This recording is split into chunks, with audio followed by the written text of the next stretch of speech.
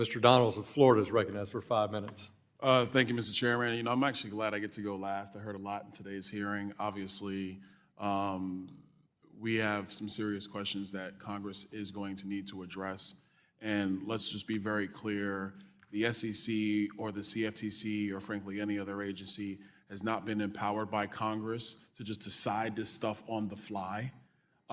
Sorry, relative commissioners and chairmen that exist around this town, we've not authorized you to do that yet. A couple things. One, I found it interesting that now Sam Bankman-Fried is now the ghost of Christmas past. You know, what happened at FTX is unconscionable, never tolerated, but that's accounting fraud. That's something that was contemplated under Sarbanes-Oxley after the Enron scandal. So you have that. If we're going to talk about Russia avoiding our sanctions regime using cryptocurrencies, then maybe the administration should have paid attention to Russia's military buildup on the Ukrainian border after the debacle that was the withdrawal from Afghanistan. If we're going to talk about the fentanyl crisis, maybe the administration should actually secure the border as opposed to just complaining about fentanyl all the time. And with respect to Filecoin or anything else, I think one of the most fundamental problems we have in this building are members of Congress trying to justify why an American would choose to buy a product that they want to acquire. We're not talking about narcotics here. We're not talking about food that you ingest. We're not talking about contact lenses that go in your eye. We are talking about a digital currency or assets or token that they might choose to buy with their own United States dollar. I thought that was okay in the US. But I see not all is reality here on Capitol Hill. Mr. Gorfine, question for you. Is the CFTC, or the federal government for that matter, currently equipped to serve as a market regulator for digital assets? So the CFTC, by virtue of overseeing futures, swaps, options that are predicated on commodities, gains very good understanding of commodities and the underlying markets and the asset.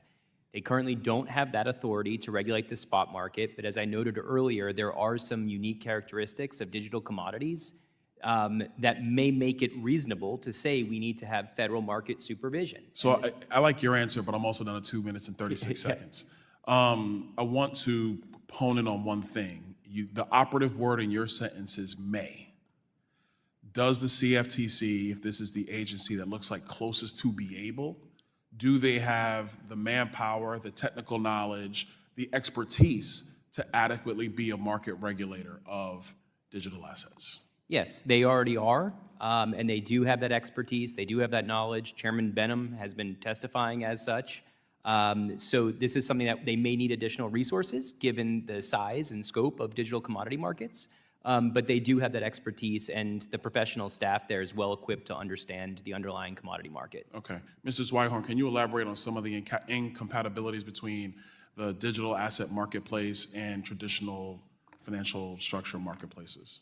Sure. Well, so as we've talked about many times in this hearing, there are lots of digital assets that have functional uses. So in order to use Filecoin, for example, I don't believe Filecoin is a security, but if somebody did, if Congress was to say, or the SEC was to say Filecoin is a security, then everybody that touches Filecoin would need to be a regulated intermediary. Hey, real quick, let me just say, as a member of Congress, Filecoin is not a security, but continue, go ahead. Better than me.